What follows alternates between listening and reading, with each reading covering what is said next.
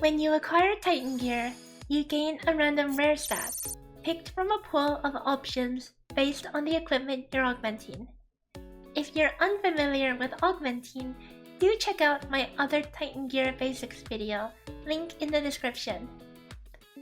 Let's talk about optimizing your gear around these stats. Below is a table of relevant stats and their values, alongside which gear piece they are from. Note that the weak point damage boost stat, despite not showing physical damage increase, does work for increasing physical damage. This stat line is the strongest line when pushing a Bygone floor with elemental weakness, but this weakness rotates randomly per week, and you have no way of knowing whether the boss floor you're trying to push is weak to your element or not ahead of time. Aside from weak point, which stats are preferred? This varies depending on your team. Note that damage distributions may change over time as new characters release. For a meta flame team, over 50% of damage dealt is classified as normal attack damage, with the rest coming mostly from passive damage and only a small amount to discharges and skills. As such, normal attack damage is the preferred rare stat.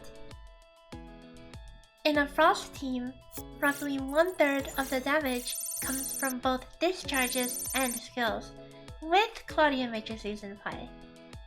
As such, discharge and skill damage are both preferable lines, leaning towards discharge bonus due to its higher value, though I can't definitively make this call until it's confirmed that this multiplier is unique. Without Claudia matrices, skill damage is preferred slightly over the generic damage boost level. For Volt, the damage distribution is all over the place, with a bulk of it coming from passive damage due to Fenrir's A3.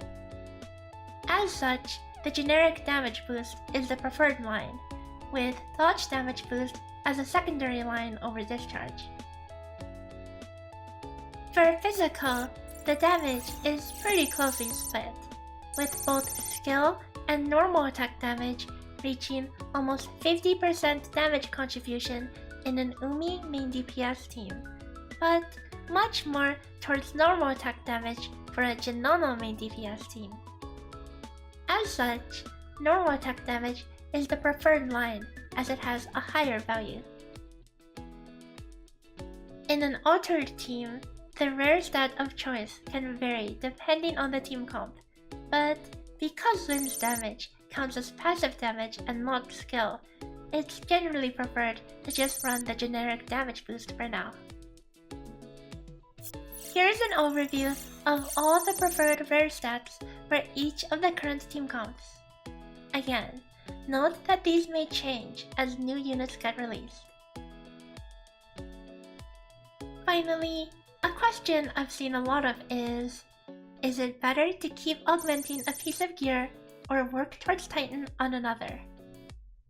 First off, if you do not have a preferred DPS line yet, you should keep on augmenting, as you'll have a chance to roll a new rare stat with each augment.